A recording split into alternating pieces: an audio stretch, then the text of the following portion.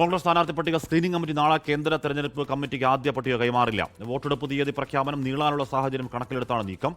Seat ചർച്ച നീണ്ടുപോകുന്നതിൽ മുസ്ലിം ലീഗിന് അതൃപ്തിയുണ്ട്. League ദേശീയ general secretary P K Kunhalikutty നാളെ ഡൽഹിയിലേക്ക് പോവുകയും ചെയ്യും. പി ആർ അരവിന്ദ് വിവരങ്ങളും ചേരുന്നു. അരവിന്ദ്, തെരഞ്ഞെടുപ്പ് തീയതി പ്രഖ്യാപനം നീണ്ടുപോകുന്നതും പട്ടിക കൈമാറുന്നതും തമ്മിലുള്ള ബന്ധം എന്താണ്?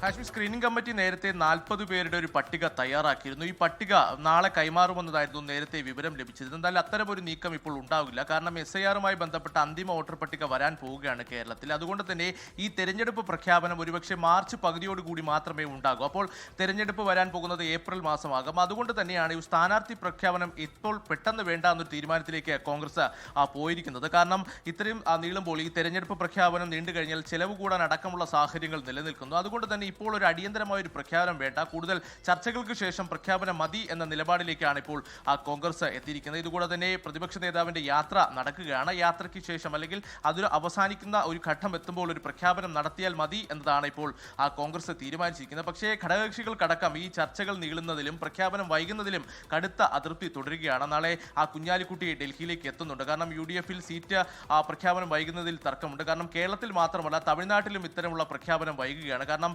തമിഴ്നാട്ടിൽ DMK-ക്കൊപ്പമോ അതുപോലെ തന്നെ TVK-ക്കൊപ്പം നിൽക്കണമോ എന്ന കാര്യത്തിൽ ഇപ്പോഴും കോൺഗ്രസിൽ ഭിന്നാഭിപ്രായം തുടരുന്നു. കാരണം തമിഴ്നാട്ടിലെ ഒരു വിഭാഗം കോൺഗ്രസ് നേതാക്കൾ TVK-ക്കൊപ്പം നിൽക്കണമെന്ന് പറയുമ്പോൾ KC വേണുഗോപാൽ അടക്കമുള്ള നേതാക്കൾ കഴിഞ്ഞ ദിവസം തമിഴ്നാട്ടിലെത്തി ചൂണ്ടിക്കാണിച്ചത് കാരണം DMK-ക്കൊപ്പോൾ കഴിഞ്ഞ കുറേ വർഷങ്ങളായി കോൺഗ്രസ് നിൽക്കുന്നതാണ്. പക്ഷേ അവർക്കൊപ്പം നിൽക്കണമെന്നൊരു ആവശ്യം ഉന്നയിക്കുന്നു. പക്ഷേ തമിഴ്നാട്ടിലെ ഒരു വിഭാഗം നേതാക്കൾ ഇതിന് തയ്യാറായിട്ടില്ല. അപ്പോൾ ഇത് തീർച്ചയായും ആശയക്കുഴപ്പം ഉണ്ടാകും, തിരിച്ചടി ഉണ്ടാക്കുമെന്ന് തന്നെയാണ് മുസ്ലിം ലീഗ് ചൂണ്ടിക്കാണിക്കുന്നത്. അതുപോലെ തന്നെ കേരളത്തിൽ കോങ്ങാട് അടക്കമുള്ള സീറ്റുകൾ വച്ചുമാറുന്നതിലും ഒരു തീരുമാനത്തിലേക്ക് ഇപ്പോഴും എത്തിയിട്ടില്ല. ഇക്കാര്യങ്ങൾ ഹൈക്കമാൻഡിനെ നേരിട്ട് അറിയിക്കുവാനാണ് കുഞ്ഞാലിക്കുട്ടി നാളെ ഡൽഹിയിലേക്ക് എത്തുന്നത്. ഡൽഹിയിലെത്തുന്ന കുഞ്ഞാലിക്കുട്ടി രാഹുൽ ഗാന്ധി അതുപോലെ തന്നെ കോൺഗ്രസ് അധ്യക്ഷൻ മല്ലികാർജ്ജുൻ ഖാർഗെ എല്ലാമായി കൂടിക്കാഴ്ച നടത്തുമെന്നാണ് വ്യക്തമാക്കിയിരിക്കുന്നത്. ഈ കൂടിക്കാഴ്ചയിൽ KC വേണുഗോപാലും പങ്കെടുക്കുമെന്ന് മനസ്സിലാകുന്നു. എന്തായാലും സീറ്റ് പ്രഖ്യാപനം ഉടനടി വേണ്ട. ഈ സ്ക്രീനിംഗ് കമ്മിറ്റി തയ്യാറാക്കിയ 40 പേര് പട്ടിക ഇപ്പോഴുള്ള സിറ്റിംഗ് MLA-മാരും അതുപോലെ തന്നെ സംവരണ സീറ്റുകളും അതുപോലെ തന്നെ വട്ടിയൂർക്കാവ് അടക്കം ഉൾപ്പെടുന്ന ഒരു പട്ടികയായിരുന്നു സ്ക്രീനിംഗ് കമ്മിറ്റി തയ്യാറാക്കിയത്.